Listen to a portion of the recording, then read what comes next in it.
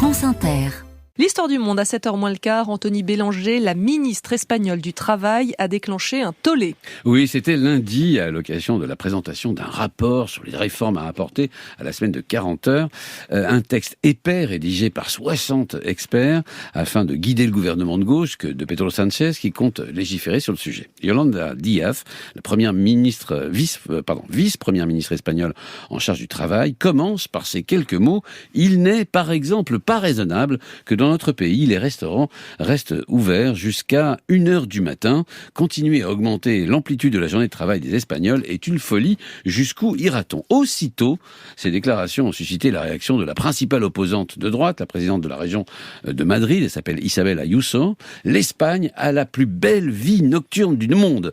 Ses rues sont pleines de vie et de liberté et ça crée des emplois. Ces socialistes voudraient faire de nous des puritains, des matérialistes, des sans-âme, des sans-lumière et des sans-restaurants. Mais cette réforme, c'est une surprise pour les Espagnols ? Non, c'est une promesse de campagne, réformer la semaine de travail en commençant par réduire le temps de travail légal des Espagnols de 40 heures hebdomadaires à 37,5 heures, c'est ce qu'avait promis Pedro Sánchez. Puis en regardant de plus près, il s'agissait aussi de savoir comment s'organise cette même semaine. Or, dans le détail, les Espagnols ne travaillent pas plus que la moyenne des Européens. Mais il est vrai que la journée de travail y est clairement une des plus mal réparties d'Europe et l'Espagne est le pays où l'on travaille le plus le soir, voire la nuit.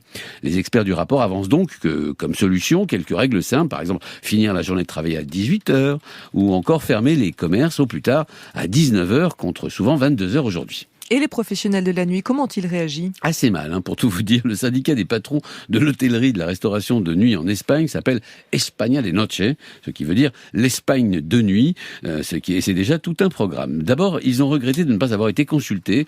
Ensuite, ils rappellent que ces horaires décalés vers le soir et la nuit de l'ensemble des commerces, bars, restos, cafés sont un avantage concurrentiel espagnol par rapport à d'autres marchés touristiques. Une façon à peine voilée de faire allusion à ces bonnes nuits de français. C'est de la mauvaise foi, je suis d'accord, mais c'est comme ça qu'ils nous voient.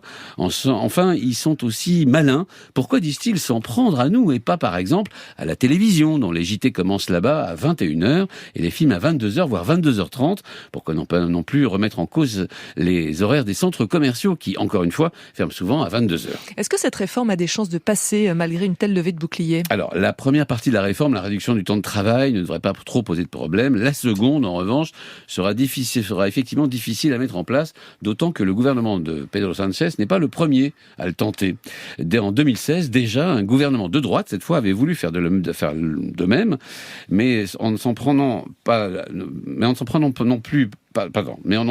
pas à l'amplitude excessive de la journée de travail, ça c'est plutôt une critique de gauche, mais à la siesta, vous savez, qui peut durer 2 à 3 heures dans l'après-midi, ça c'est une critique de droite. Mais le but était le même, ramener les Espagnols dans la norme européenne. À l'époque, les longues siestes espagnoles avaient bien résisté. Alors imaginez, aujourd'hui, les longues nuits festives péninsulaires. Anthony Bélanger pour l'histoire du monde.